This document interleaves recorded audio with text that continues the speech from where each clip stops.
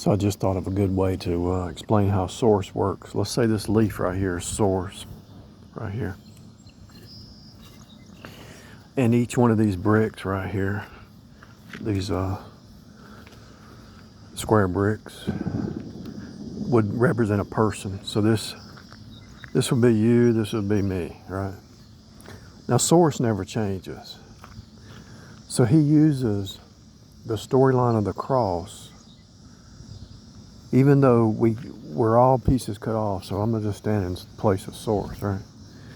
So he's hitting this brick and this brick, hard-headed, hard-hearted, hard hearts, hard-headed people. Let's say all these are people, right? There's a broken person right there, really broken. Everybody's broken, really, because you're born in sin. So that leaf, let's change this. Let's say this leaf is source right here. So source never changes. So how is source changing each one of these broken people back to a copy of Jesus?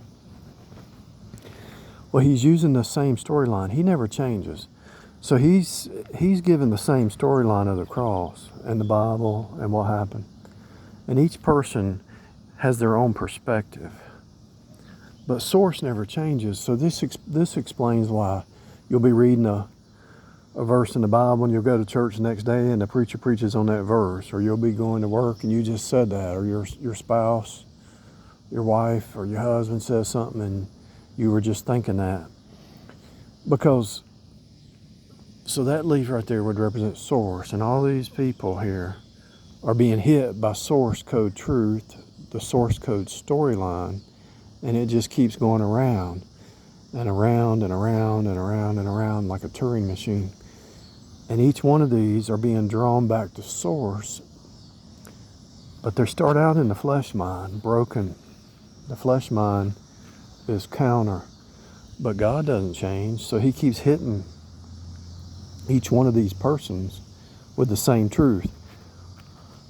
But each person is going to hear what they need to hear, because their storyline is different than their storyline, because the way they were raised and where they were born and all that. But they're pretty much going through their mind, their heart, their soul, their will, their emotion, their intellect, the way they think, the way their propensities and so forth, their personalities. But God doesn't change, and each one of these persons, even though they're different, they're actually more the same than they're different. They got a head and a body, hand and feet and all that stuff. But each person hears from source what they can hear, what they need to hear, what they can hear. So they can't hear but so much. So let's say this one is really evil, and this one's just a little bit evil. They're all evil. I'm just using that as an example. So let's say this is evil to the 10th, then the 9th, the 8th, the 7th, 6th, 5, whatever. Even though they're all born in sin, the source code story is drawing them back to source. But they can only hear what they can hear. And because of their different mindsets and their different upbringings and all, they're not ready to hear everything. But as each one of these approach source, it kind of goes like at an angle towards source. And so they start to think the same, talk the same, act the same. And eventually when they see Jesus, they'll be like him. And so you'll be sons of God, daughters of God, imperfect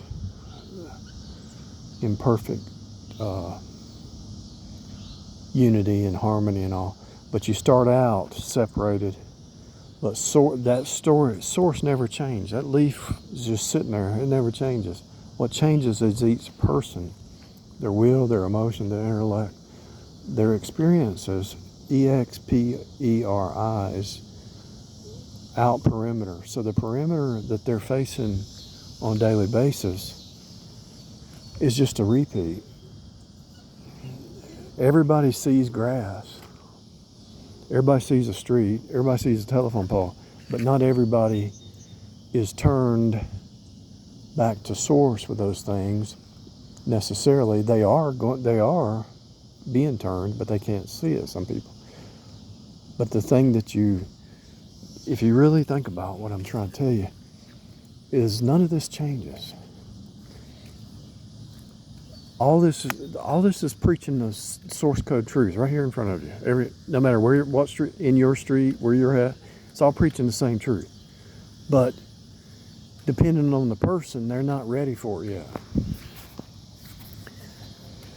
You're being hit with the same storyline, but people are different stages.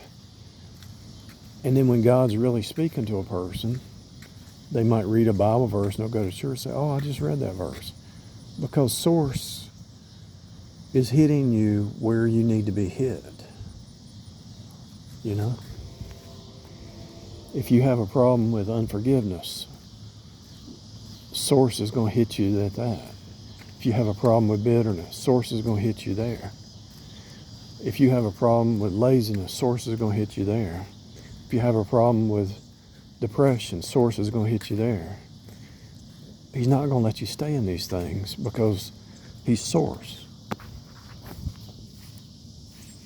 And he's bringing you back to himself. Even some of the prophets of old, some of the prophets in the Old Testament had a serious depression, but God didn't agree with them.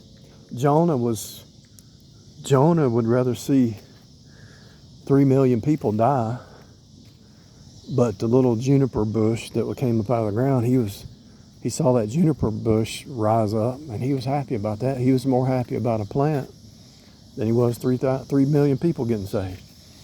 And so, but he was a prophet, so God was trying to show him something, but he was blinded by his prejudice, you know. Ninevites, he was blinded because the Ninevites worshiped the fish god. They were wicked. They were evil. But God wanted to get them saved. And so Jonah was broken over there, you know. He ran from God. He was broken. But God still used him. And God, even though God was bringing those 3 million back to himself, he was also teaching Jonah a lesson about, do you love souls or do you love plants? Which one do you love more? 3 million souls or one little juniper plant, you know? So God was using Jonah to win souls, but he was also teaching Jonah not to be a little crybaby, you know?